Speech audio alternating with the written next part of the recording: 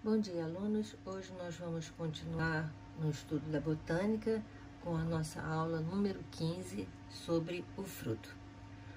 O fruto foi uma aquisição evolutiva das angiospermas muito importante, porque ele foi decisivo para o sucesso deste grupo de plantas. O fruto é o resultado do desenvolvimento do ovário após a fecundação e sua formação é desencadeada por hormônios geralmente liberados pela semente.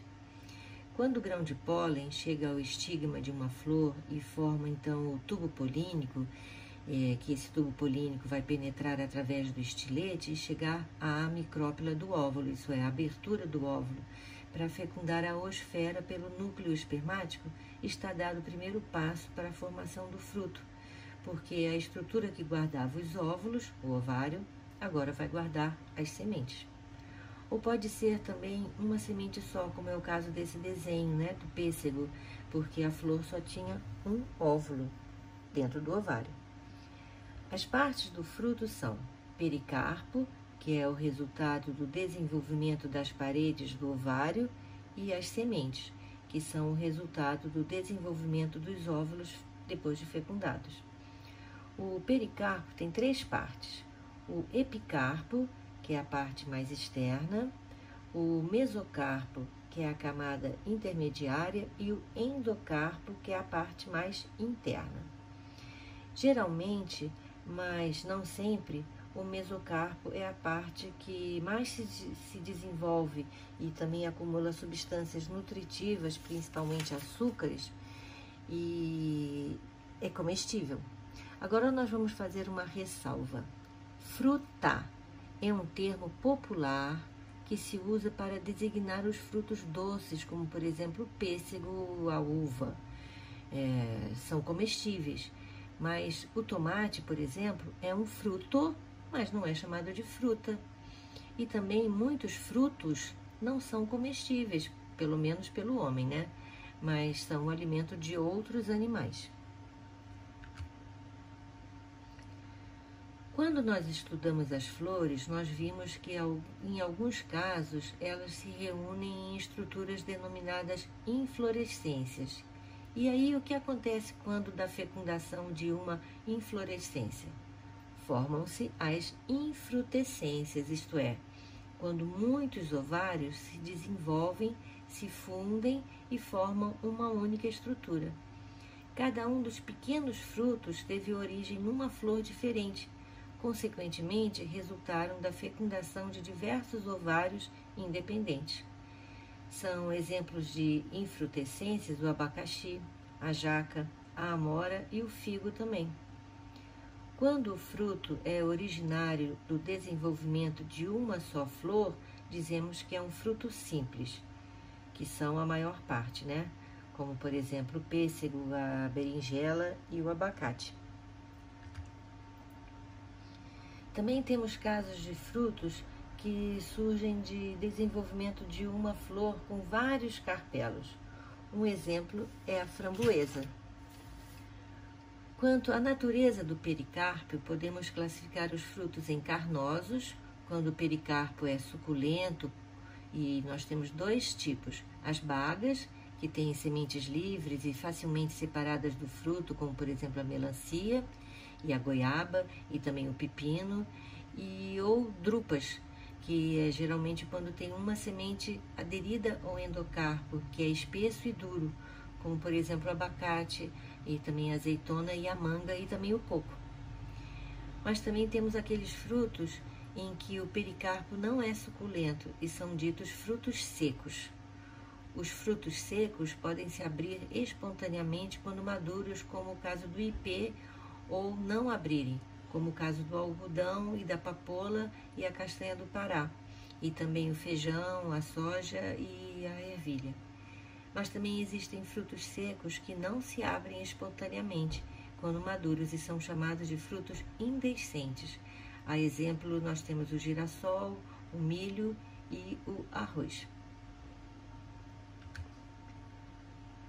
Os frutos ditos partenocárpios são formados a partir do ovário sem que tenha ocorrido a fecundação. portanto, não formam sementes, por não desenvolverem os óvulos. São exemplos a banana, o limão Tahiti e a laranja baiana. Vamos falar então um pouco sobre a banana. Aqueles pontos pretos que encontramos na banana não são sementes, e sim óvulos não fecundados. Porém, é possível encontrar bananas com sementes na natureza.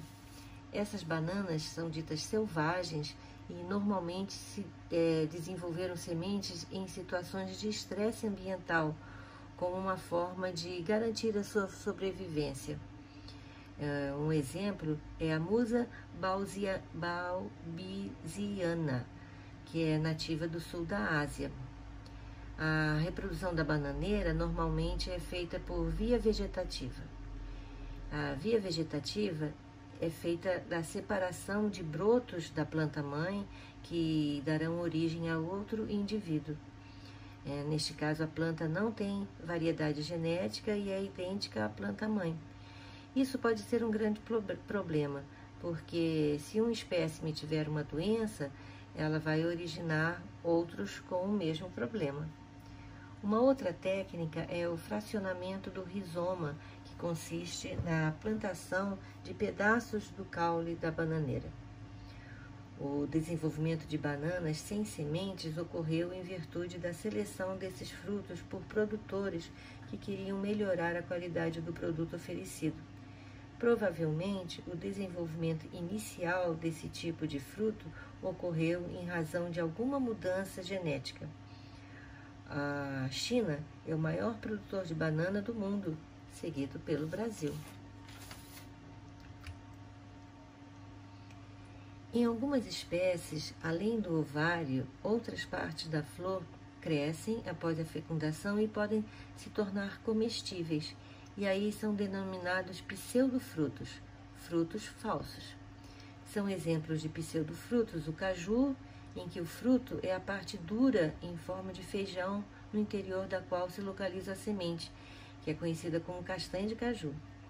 A parte suculenta e comestível do caju se origina do desenvolvimento do pedicelo da flor. A castanha de caju deve ser torrada antes de ser consumida, porque quando ingerida crua, ela pode causar alergias de pele por causa de uma toxina denominada uroshiol. E até na indústria, a pessoa que manuseia a castanha de caju deve usar luvas bem grossas.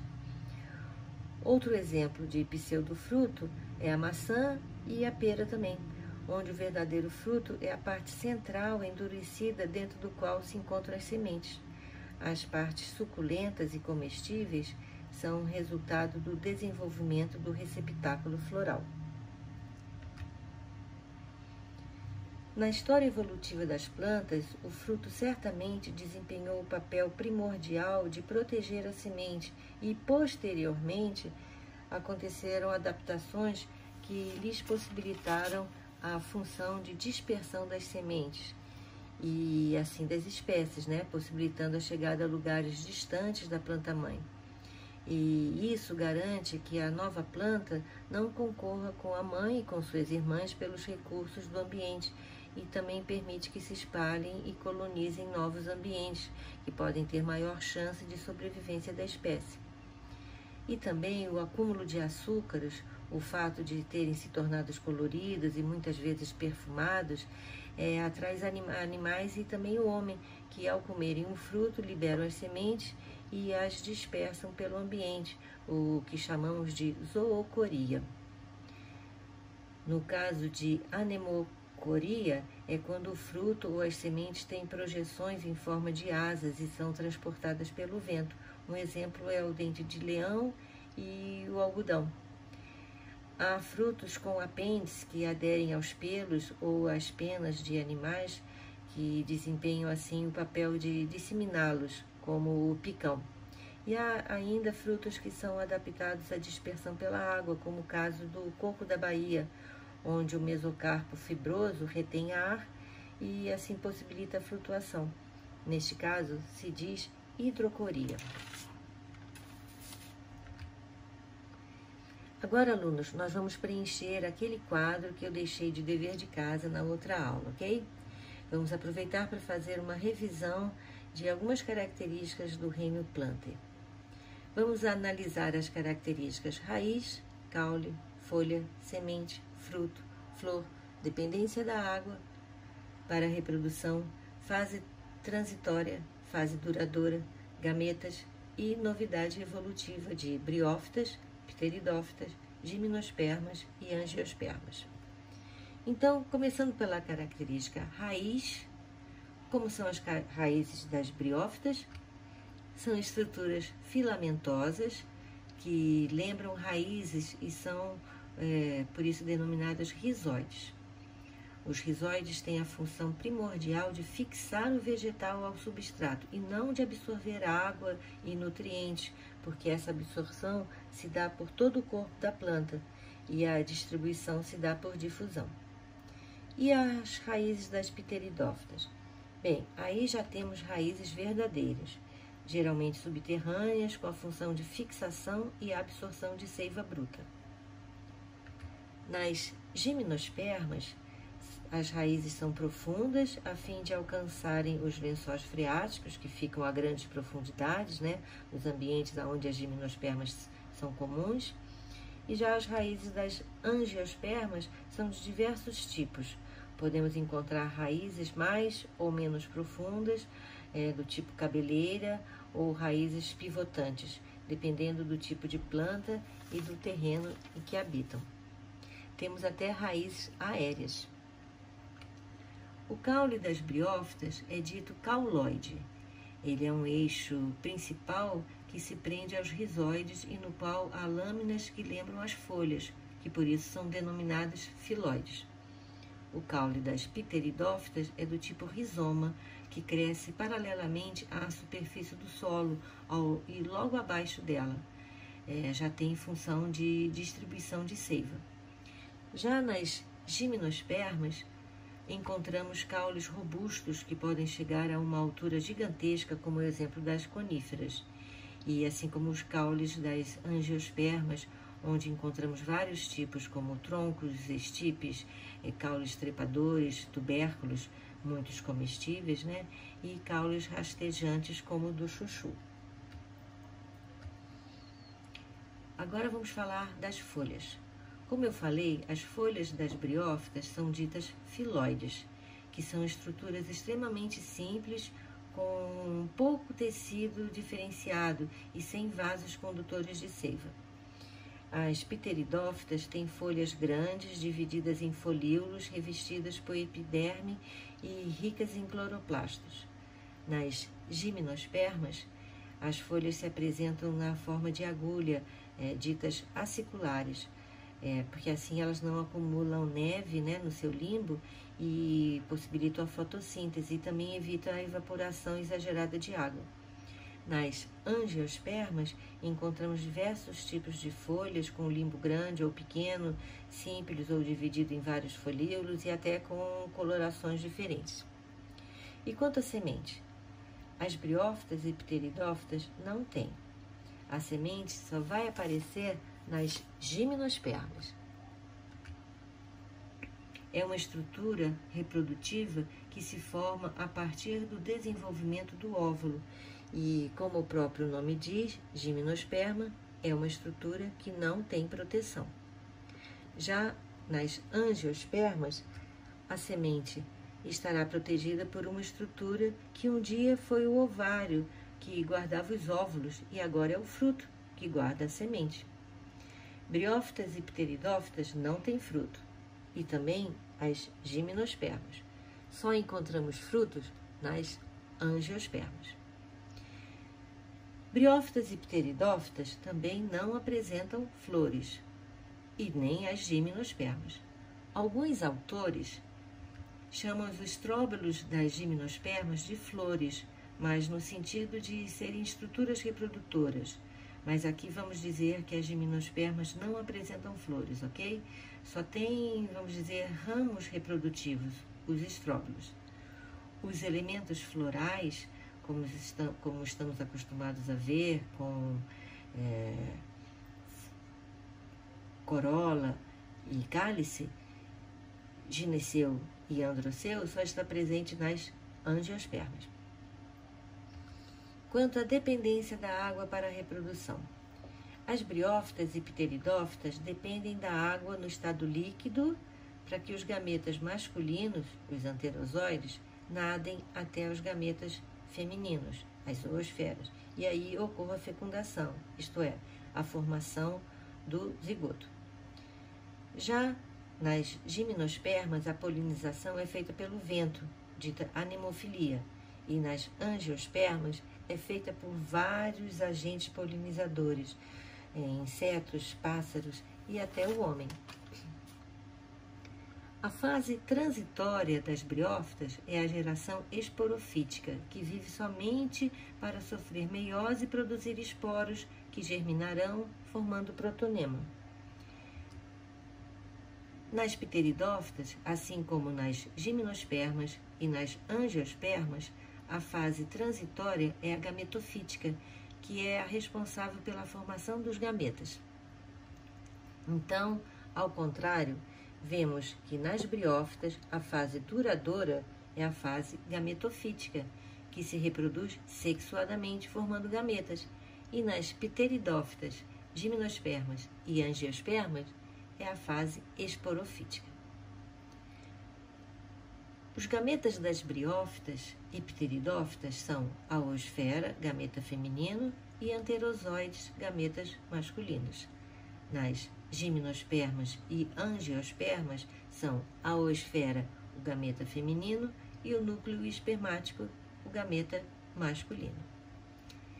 A novidade evolutiva que surgiu nas briófitas foi a matrotrofia. E o que é matrotrofia? É o fato de o embrião multicelular ser nutrido pelo organismo materno, que isso conferiu grande vantagem para a sobrevivência dos ancestrais das plantas, porque ao abrigar e nutrir o embrião, o esporófito diploide, no início de seu desenvolvimento, o gametófito aumenta a chance dele sobreviver.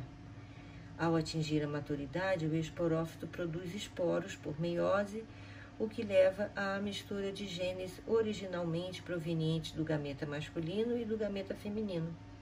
A diversidade genética decorre da meiose e confere maior chance de adaptação à prole. Garantir o desenvolvimento do esporófito diploide, que produz esporos variados do ponto de vista genético, parece ter sido um passo importante para o sucesso evolutivo das plantas. Nas pteridófitas, a novidade evolutiva foram os vasos condutores de seiva, o xilema, que conduz a seiva bruta, e o floema, que transporta a seiva elaborada. Com isso, as plantas conseguiram atingir grande porte, ao contrário das briófitas. Aí, nas gimnospermas, surgiu a semente, que protege e nutre o embrião. A semente é o conjunto formado pelo jovem esporófito, mergulhado no megagametófito e envolvido pelo integumento, que é uma camada de tecido do megasporófilo. E, por fim, nas angiospermas, a novidade foi o aparecimento das flores e dos frutos. Como falamos, as flores são estruturas com elementos florais e os frutos são resultantes do desenvolvimento do ovário, desencadeado por hormônios liberados geralmente pela semente que está em formação. Bem, alunos, este quadro, resumo, vai ajudar muito nos seus estudos de botânica. Tenha-o sempre à mão, assim como o glossário. Muitos alunos dizem que não gostam de botânica, mas eu tenho certeza que depois de conhecer algumas características das plantas, vocês vão encará-las com mais interesse, né? Isso aconteceu comigo na idade de vocês e certamente vai acontecer com vocês também. Então, eu espero que tenham gostado desse assunto e na próxima aula vamos fazer uma revisão para a A3, certo? Então, até lá!